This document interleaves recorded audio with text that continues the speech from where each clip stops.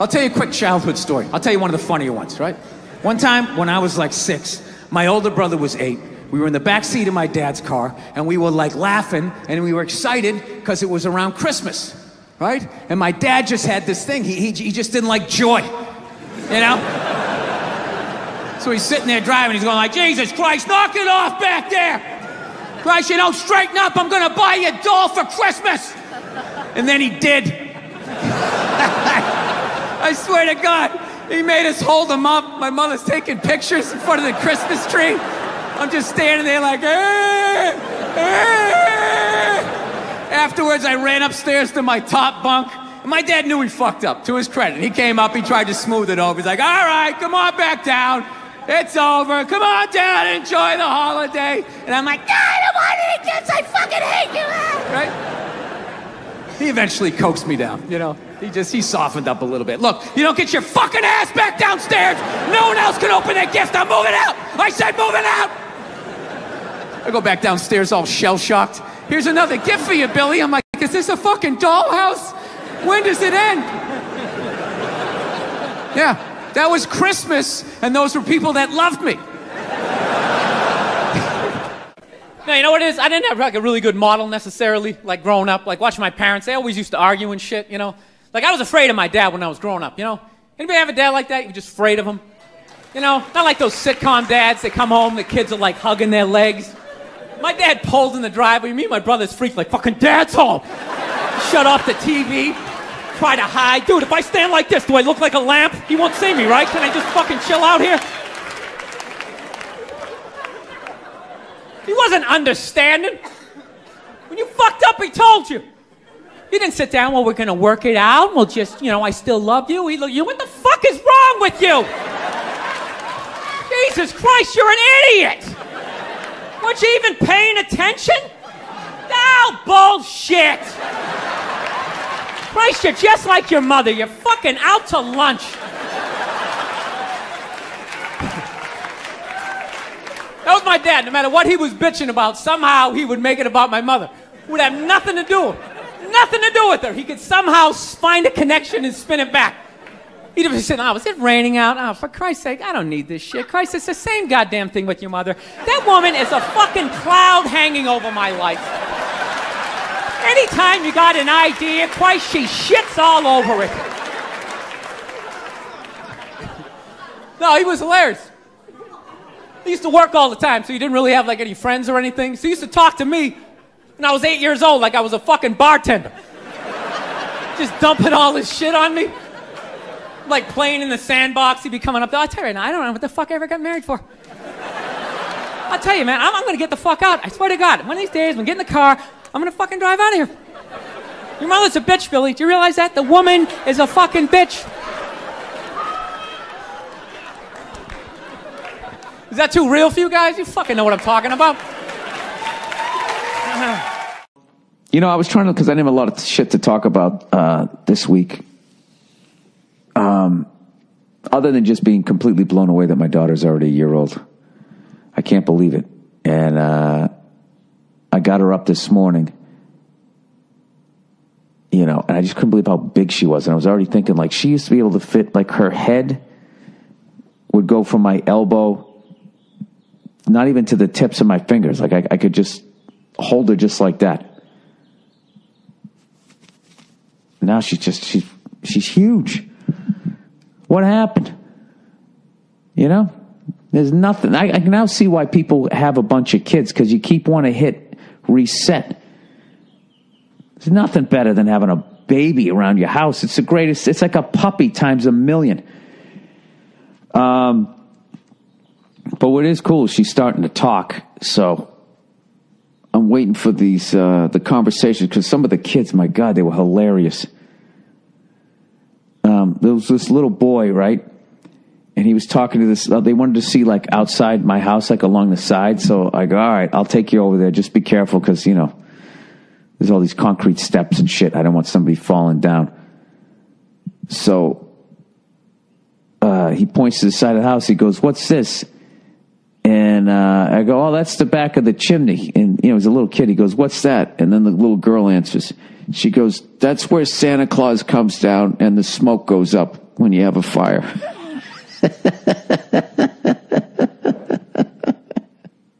And then I think the little kid liked the girl. And he goes, he says to me, he goes, does she live here? And I started to answer. The girl once again answered the question. She goes, no. She goes, I live out in the desert. And the boy goes, in the sand? She goes, no. What the heck? Kid was bombing. I was pulling for him. I was like, say something funny, make her laugh. Whatever. I just liked that he was working on his game at like 4 years of age. Which reminded me, when I was a little kid, I liked this girl who lived in my neighborhood. So I just went over her house. Not even invited. I just went over her house, knocked on the door. I think her name was Michelle. I knocked on the door and her mom answers. I was like, yeah, hey, is Michelle home? She goes, yeah, she's in there watching TV. And I go, okay. So I went in there and I sat down and watched TV with her mother, and I think her younger sibling, and I never said a word for like an hour. I just sat there watching TV because I didn't know, I didn't know what to do. And then I just got up and left. I always wondered what that woman was thinking. Like, this little redheaded boy came over to visit our daughter today. Honey, he came in, he didn't say a word, and then he left. He's an odd little fella. Oh, I remember there was another girl I had a crush on. There was these two twins when I was in first grade, and I had a crush on one of them. And the other one had this giant pen, which I thought was the coolest thing ever, even though it was pink. It was just a giant pen, which was amazing in the early 70s. Like, there was no fucking computers and shit. I guess there were, but computers were gigantic. So she dropped it on the floor, and she didn't realize it, and I took it. And then I started writing with it. And what's funny was the way they had the desk set up. They had like us in like little groups of 4, and we faced each other. And she was diagonal to me, and I'm writing with this giant pink pen. And she's going, that's my pen. And I was like, no, it isn't. It's mine. So she's like an idiot. Then she tells the teacher. And then she's going, Billy, is that your pen? And I was like, yes. And then the girl's going, no, it was my pen. And I was going, no, it isn't. It's my pen. And then the teacher's just like, I don't think your mom would buy you a pink pen. And she took it and gave it back to the girl. And, as a little kid, like the embarrassment of that goes away like 8 seconds later. You can't even remember, like, you don't have like the mental capacity to be like, did I just really try to pull that off? Why the fuck would I do that, right? So then I remember I went out, I had to go to the bathroom. So I went out to the bathroom, and her twin sister, the one I had the crush on. Oh, this was like the next day. I went out to go to the bathroom, and her twin sister, who I had a crush on, came walking out at the same time. And when she saw me, she immediately put her eyebrows down. She goes, I heard what you did. I heard you tried to steal my sister's pen. And I just looked at her. I think I said, no, I didn't. And I just walked away. And that was the end of that romance. There's a lot of sad stories. I don't know. I haven't had a fight since like fucking 7th grade. And I was going to say, and I lost, as I recall, like you forget getting your ass kicked. Oh God, I took a bad one. You know when you lose so bad, you can feel your hair? That's how much my fucking head was on fire. Like, I could almost, like, close my eyes and mentally count the fucking hair follicles. That's how bad I lost that fight. Holy shit, well, my fucking, was it my left ear or my right ear? One of them was, like, so fucking hot, and it was just ringing. You never thought, like, your shirt could hurt you until you got into, like, a fight. Remember that? Somehow your fucking collar of your shirt would leave, like, these ligature marks on your neck. Like, how did that happen? Jesus fucking Christ, that was a good one. For the other person, not for me. Then that was the end of my fucking fighting career. I had a bad fighting career, I lost to a girl when I was in the 3rd grade. She was in 5th grade, though. Now, I got to tell you something. That was a big deal, okay? And if Conor McGregor can keep talking about how he went up a couple of weight classes, then I can make a fucking excuse that she was in 5th grade, all right? She had me by like, I don't know, 6 inches and above. She was a big girl. And I was trying to get the attention of her sister, who was in the 3rd grade, and she'd taken the kickball from me, and I playfully went up there to take it back from her, but I grew up, all I had was brothers, so I didn't know how to fucking interact with females, so I took it away the way I would take it from my little brother. I fucking ripped it away, and she was near the school, and me ripping it away caused her to careen into the school, which we all know are made out of bricks because of the 3 Little Pigs story, right? So it's made out of fucking bricks, and she hit her head on it and started to cry, and I was like, and I didn't know what to do. Shit, my wife cried last week. I didn't know what to do then. You think I know what to do 40 fucking years ago? I didn't, right? So she starts fucking crying, and out of nowhere, because the 3rd graders and the 5th graders had the same fucking recess. She came out of fucking nowhere. She came out of fucking nowhere! And just proceeded to I can't really remember what it was. I just remember it was coming from above. I don't know exactly what she hit me with. It was fists, but I don't know if they were hammer fists. I don't know what, but she fucking killed me. And you know what kills me? Is I held it together. I fucking held it together afterwards, where you want to cry, but you're like, I'm not going to cry. You're trying to walk upright, with your head's a little cocked, and I was trying to just fucking walk away. And I was all good, and I got about 5 feet away, and then this other girl goes, she shouldn't have done that to you. And then I fucking bursted out crying.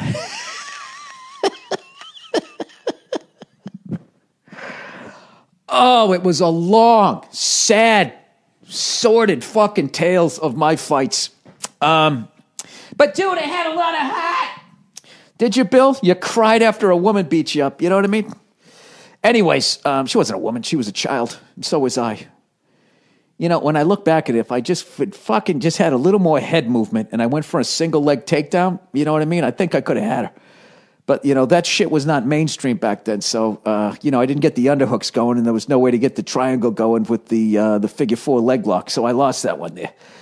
Where do you think that comes from, the desire to kind of be a shit disturber like that, That was sort of the family I grew up in. I remember describing it one time to a therapist, and he sort of described it like Lord of the Flies, because I had like... I had 4 brothers and a sister, and it was a pecking order. Like, my dad sort of fucked with all of us, right?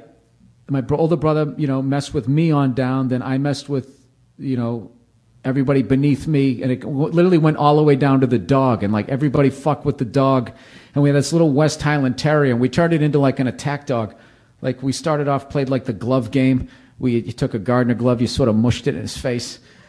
Right? It bit your face. No, and then, eventually it did. It ended up biting too hard, so then it became like a hockey stick. Not like hard, just like you're digging for a puck in the corner. And at that point, it learned how to do that shit, where they bite and they do like that. They're trying to, like, break the neck. That's why they do that shit.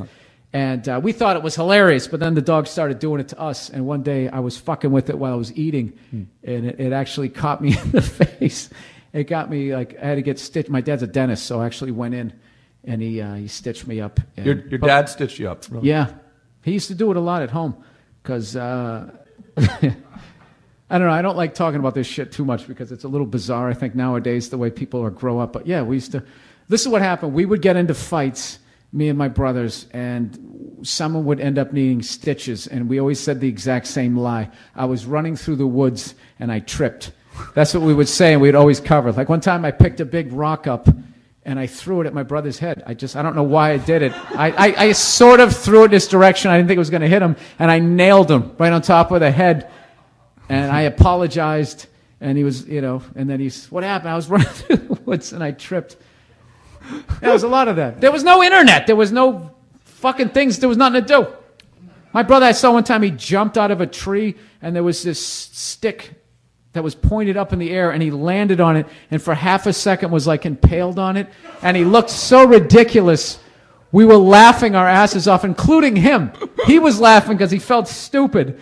But then when he landed, he lifted his shirt up. He was bleeding, and then, of course, once you saw blood, you were freaking out. So then we would go in, and my dad would be like, oh, for Christ's sake, I don't need this shit. And he'd take you upstairs and go in the bathroom, and then, like, whoever was the oldest had to like assist was basically what happened. I remember I got over being queasy with head injuries, but when my brother with his chest, there was a little bit of tissue, not to gross you out, but I almost passed out. It was fucking nasty. I didn't realize dentists were so surgically... No, my dad's hardcore. He was actually... well, he just does dentistry when he's like, that's like whittling to him. No, he used to work on babies with cleft palates. That was the funny thing about my dad. So by the time he got home, his patience, it was over. So, I mean, he was like sort of Mike Ditka meets like a bookworm, because he was like a really smart guy, but he definitely had a level of intensity that you didn't mess with. He's a great guy. Got to throw that in. I always get nervous, because when you talk about this shit, either people come up and like, dude, that's hilarious. My dad was just like it. Or you get these people like, oh my God, he sounded like a monster. He's like, no, he's a shit. Took us to church every week, made Sunday breakfast, taught me how to drive when I was like 12, back when malls weren't open on Sunday. And we'd go down there. He taught me on a stick. Yeah, we're about the same age. I wanted to ask you what your favorite... 53. Yep. Yeah. Well, don't 42. tell her. Yeah. 42. I just turned 39, and I was going to ask you what your favorite thing was about growing up in the 70s. Because when you mentioned playing in the woods and getting impaled on sticks and not having the internet, these are the kinds of things... In the darkness of the night, a flicker starts to glow. A beacon in the shadows, a light that starts to flow. Illuminating pathways where once there was despair. In the depths of obscurity, hope begins to flare. Like a flame in the wind, I ignite from within, casting rays of brilliance, banishing the din. With each step I take, I brighten up the way. In the realm of shadows, I become the day. I'm the light in the darkness, the spark in the night, guiding lost souls towards the morning light.